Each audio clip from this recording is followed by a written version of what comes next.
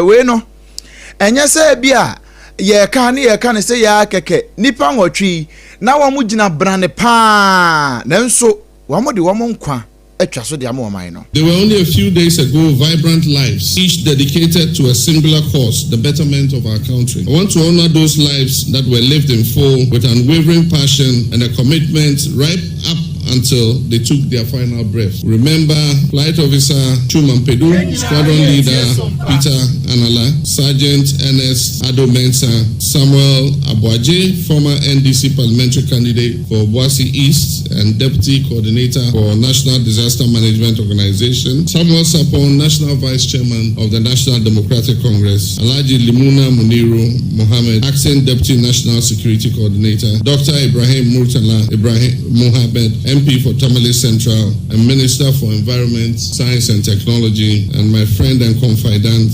advisor, Dr. Edward Kofi Omane Buama, serving as our Minister for Defense. What compounds our collective grief and shock as a nation, the sudden, unpredictable, and violent nature of their passing. Culturally, we become used to preparing for the loss of loved ones, even in brief illnesses. Ghana man penny His Excellency John Dramani Mahama na wo wie yepe eno ade ba ko ka no wa che se eye ne mpai bo se sa nipa anase nuanom nwotwe ya wona to ayanom e wonse adu yi wo mo enkoro ye num no ebe ye nipa I pray that the cherished memories of these our loved ones will serve as a guiding light, illuminating a path through the darkness and devastation of this national tragedy. But I'm not addressing you today solely in my capacity as president. I stand before you tonight, additionally and quite humbly, as a person who is also personally grieving the departed. But I'm not interested in addressing you today. Each of the 8 individuals on that helicopter was either a friend, a cherished colleague, or a valued citizen of this country that I lead. Indeed, some of them were like close family, like brothers, and so I feel their loss quite deeply. It pains me to think of them reduced today merely to names written and repeated again and again in news reports both here and abroad.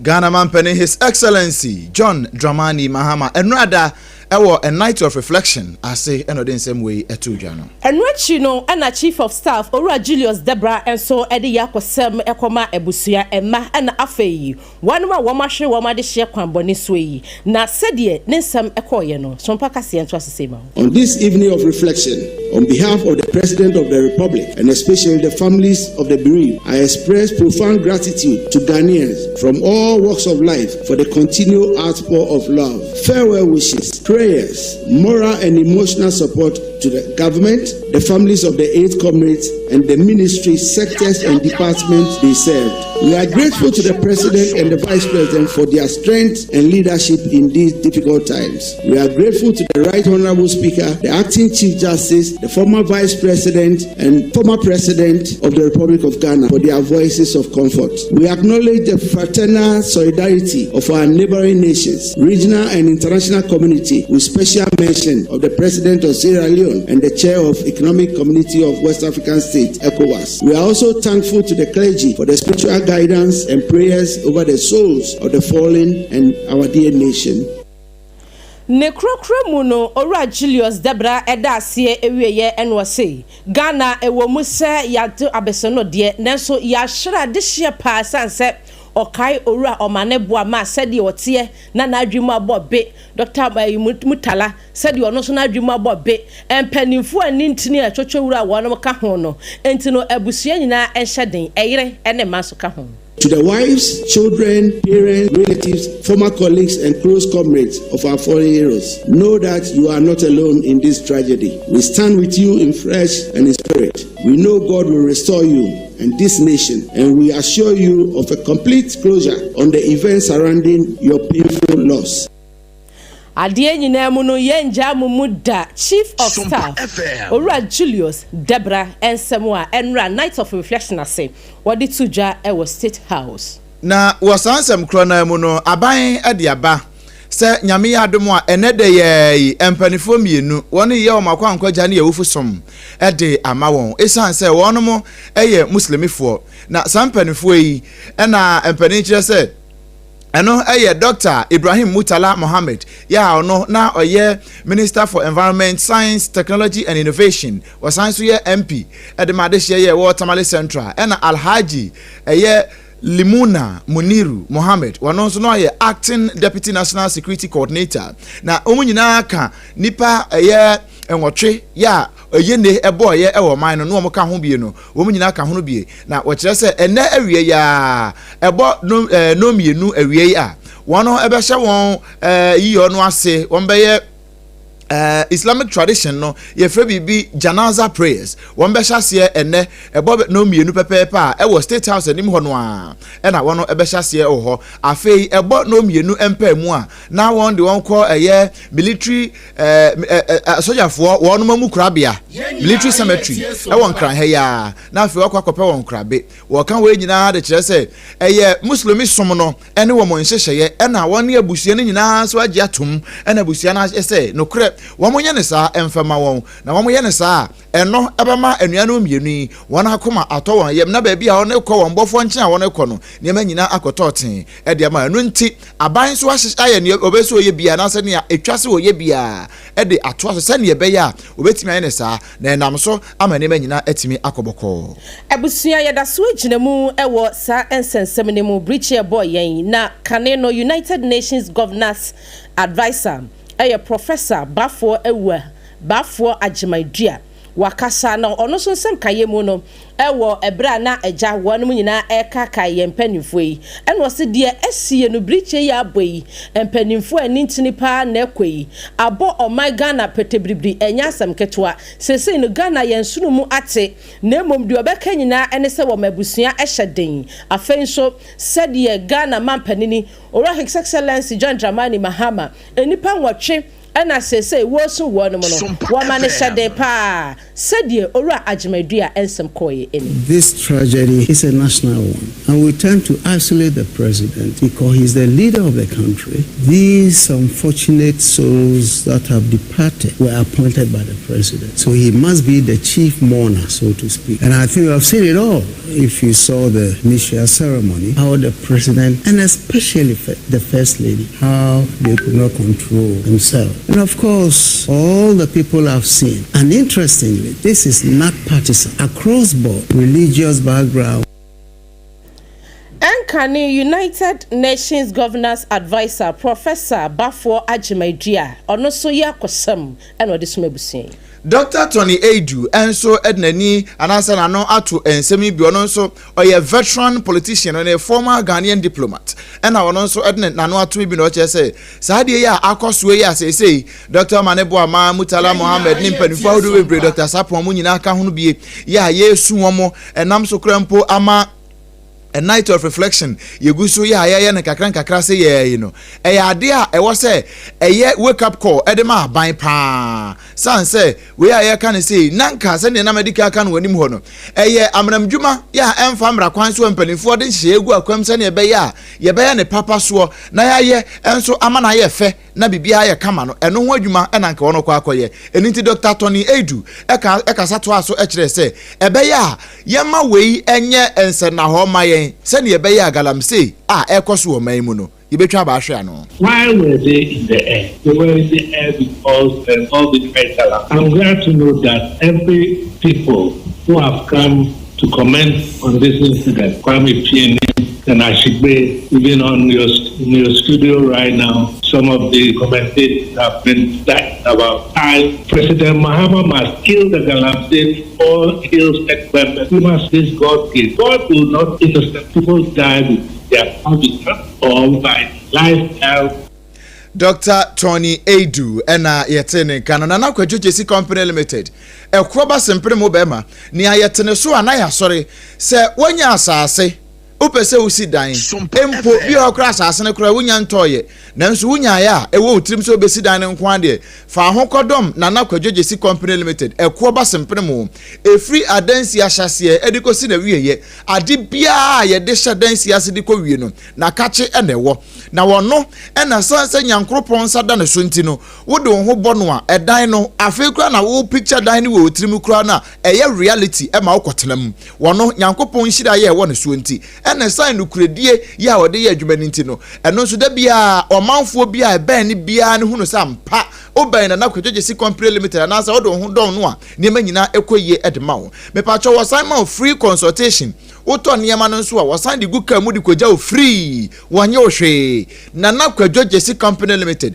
ɛkoɔ ba sempere mu bɛma no wɔno no ɛsan ne nnwuma panti no wagye abasobɔdeɛ bebree ne nyinaa nso sentio steelfoɔ krompo san ɛbɔ n'aba so ɛkyɛ no truck kɛseɛ ne trailer ya ɔde ne nyinaa ɛyɛ sign outstanding services ya ɔde ma ɔmanfoɔ ntia wɔwɔ nkran Kumasi Ghana ha nso deɛ wato ne ho apete baabi a wowɔ no gye number si na frɛ na afei yɛmfa wo deɛ mmerɛ wo sisi a 0204 355 040 0204 355 040 na fe one no abo enkomo ɛkoɔ ba simpene mu no secure sanitary pad ɛno ɛyɛ ma ahotoso se ɛma no wɔn edu wɔn maaye mu na wɔn du wɔn nyinta so wɔn sei na wɔn bu wɔn nsa ade a etimi yi ɛyawo efiri wɔn so ɛyɛ secure sanitary pad amoasene ya wode ɛto mu ahotetam a wode to amoasene no mu saa na wode ayɛ adwuma no ɛyɛ na no so ka hono pa secure sanitary pad ɛno ɛyɛ ade pa ebetimi aboa anase etimi boa ma mekan ma nyina wɔn wɔ issue secure sanitary pad nim sampa asɛmwa meka no ɛyɛ asɛm no korɛ secure sanitary pad ladies we are secured we know Eshemu bebre ena afen so no ebo ho ban ema da bia da wutimi pie esi abonten se wo hye fita se wo hye tuntum emfa ho animguasie bia ni abonten ho na bia atimi ya fine eba ne sa na mema nso yasom adwoyen ne bo nso da fom pa edum pz ubehunu mama excellent cosmetics wo ho ena afei kwada so estate taxi station ho no akane asempa pharmacy kwan so wo no ho nso asan butu ho ena afei shops ahodo e wa Ghana ha nyina no wuduru a ubenya biato the number C 0243 862 158 0243 862 158 na fe onempani monko na baako duduo mu bia na wopa adwenkyere bi wo ho eno nso so no waye ne ntem na mpanifo ama wo ho akwankyere na bibia nso etimi aye fine End Point Homeopathy Clinic ehɔ na se wokɔ na wo ba utimi dia kukuduro de wonsase ubuka se no kure made me ho I am free. What do ho? Esa nyarewa hodo ye ba nipadua no so no. Sa wo kodru End Point Homeopathy Clinic. Ye yi ni nyina de free so na bibia atimi akonkan. Me pa to hwe menka we se nkyerɛw. Na no na me pie baabi a na mate se ye ka kyerɛ obi se wo ye ma na awotwe wa anwo a awade ani ebegu no. Sabe na awotwe ye mfa nwo. Nanso na no kyerɛ me se wo mo awade be ye se mfinhia dunum a na wo maaye. Eno nti ɛna ɛtwɛn ne nana eja airtrain ne nana bema nankasa krampo no wate mpenten kwabre na nsumenya kuduro ya meka kire ne se wonfo ne nkyem wo End Point Homeopathy Clinic enne wo ba na fafuro esan se we ye nokre na ye asem da ho nti no ahome ka na me wa kuduro amede ka eno nti wonsu metwa okwan se wo pa wo no fo ne kyerem ewo End Point Homeopathy Clinic bema prostate no ewo ho nanso abaye bisi basa eho haw no amasese wo tempentem kwa ko End Point Homeopathy Clinic ena obi wo ho nso a oye bema woduru sinanimu a wokɔ mpamu a na wo genegene ma eba ne saa enye medical ka kire osadakro oba baye hichi ewa abonten na enye nkwanda ye sotoro sanse wa genegene obi baba wo betwa wasompa ko End Point Homeopathy Clinic na fe yenyi saa haw yemfiri so oba won so da ho a se enko a eno saa no emwa akwantu no de yemienu do me I do you End Point Homeopathy Clinic ebema mo nyina no mo ho atimi asepa mo na bibia atimi aye fine wo nkran ha ya shell signboard Spinters Road asem na meken sanso na Kumasi so kronoma bo hia wo butuo tema nso kowa na so hotel na chi ho no a ehon nso ho e na takrade ne nkwado nso ehon nso obutu ho di number si na frɛ bibi kire wadwen a 0244 867 068 and afe 0274 234 321 0274 234 321 na oni yen abo enkomo Ghana fue ye chiachia obia no kre anopai dia na ade ma yefuna die anopai o breakfast no eye promasido adawromanti ye the Twisco energy food drink e de aba na me pa cho tie ni ye pa eye breakfast papa ya we no ye de enafort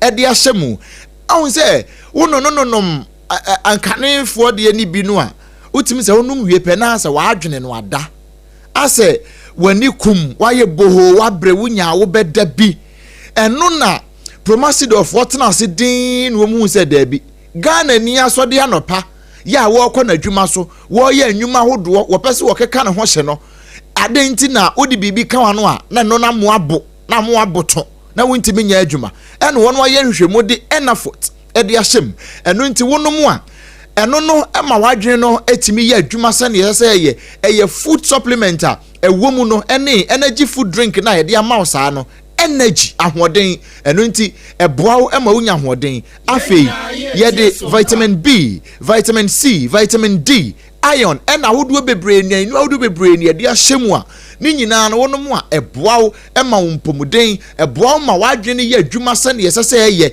na afei wankasa no watimi aye ne a opese wo ye nyina we ukọ adwama nso a ne boa da ho eye 2 Ghana cedis sase ne baako 2 Ghana cedis ne awuhia ne se wa hiti wonsuo na afei wate agum na no ano no Ghana fo we enkoda anom empaninom wo bia timi num bibia bi nso wom eno nti ya na wa pebi saa na bibia nso atimi aye fine promasido ena de saa aduane papa ya meka ho asemi wode aba mepa cho o pebi ato a bibia corner shops ahodo ena wonom nso a etunton table so bibia no ubenya bi ato wamada romenti ena ene anope yede kasie ebrewo ma yenda ne yehu sima pe ye ba kasie ne nto aso yede bema wo sei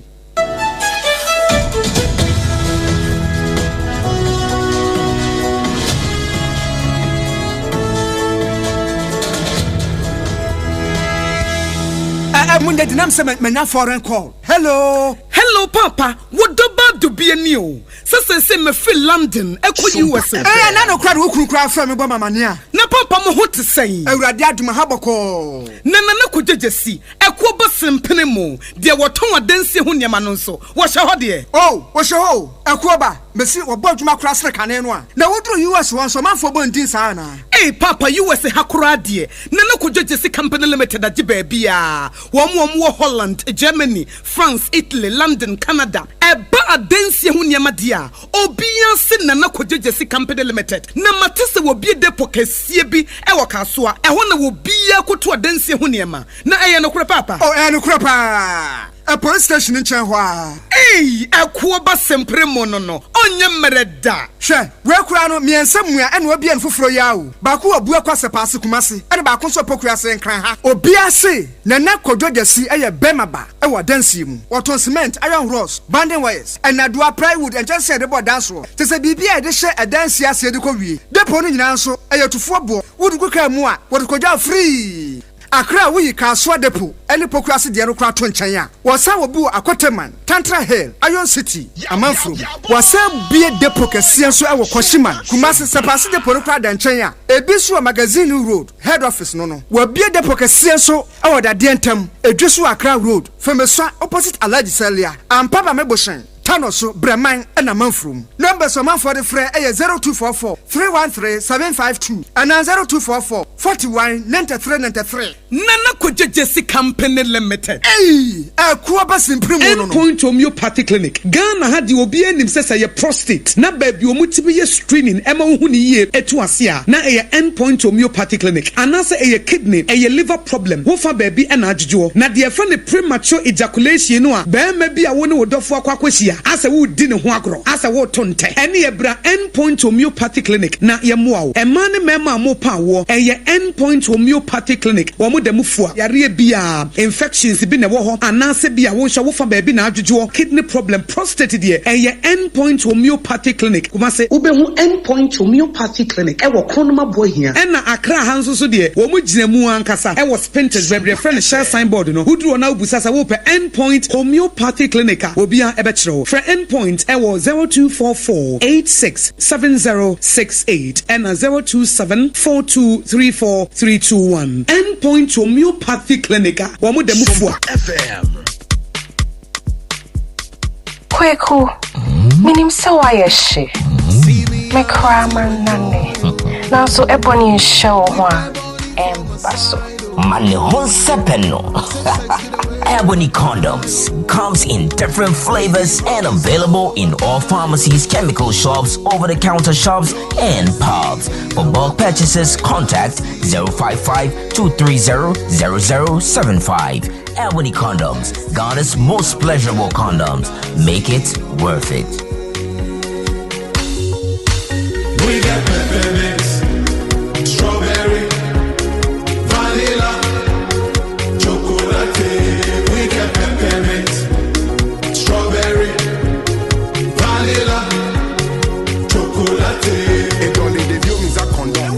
The condom mulia then it's not on, but double don't support as a condom. Ewra, me pacho bra na me hwa de wo bag yi. Bra, aden, enen so biem. Hey, time heba me hye ya me ka se yi ba akun, ani wo yi me yensen. Bra, sanya time heba me hya, esia jimi ni me fiefo enya de abako ebeso yen. We de udi se ofa ni nyina. Time heba me hya, me ka se me di one dance ya heaven ene de me kwa akopie. Enti se malaria, we draw ne time heba mixture. Enye enunku o, de nanum ato a wontimi ani die no. Time heba mixture duro no ene ye ma o. Oba a wafa afuro de o ma akwada anofo. Ene akwada woni mfie dumienu entimi num aduro yi bi. Se obeto aduro yi bi anoma, hwe se wakọ hospital anase lab am ye hu se wo atridie malaria yi bi ansa. Se o petam heba mixture enu dudu atu a, fo ani kire KNG Herbal Center ewo Emrom Abidjan House. Ana ba akoso wo atonsu Monaco Junction. Eno echi obenya bi atowo over the counter medicine sellers. Eni herbal shop dodo na emu. Fre 0244 417669. Kayo, set time no TIME. Time heba mixture. Afi malaria fever bi adani ziba ewo munu be tuako. FDA aji ejadi enkratu yi atu. Na fana moko. Yeko ye train wo garden ni. Na me prene. Mama, javelin. Oh sa.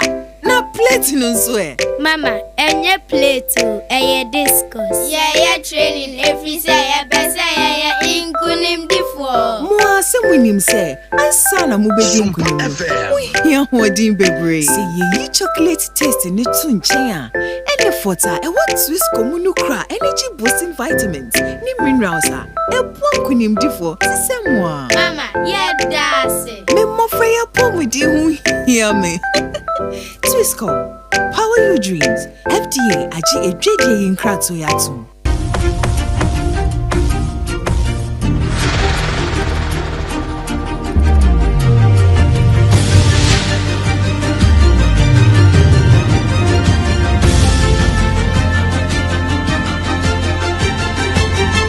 Sompa TV, Emma Aketiapa.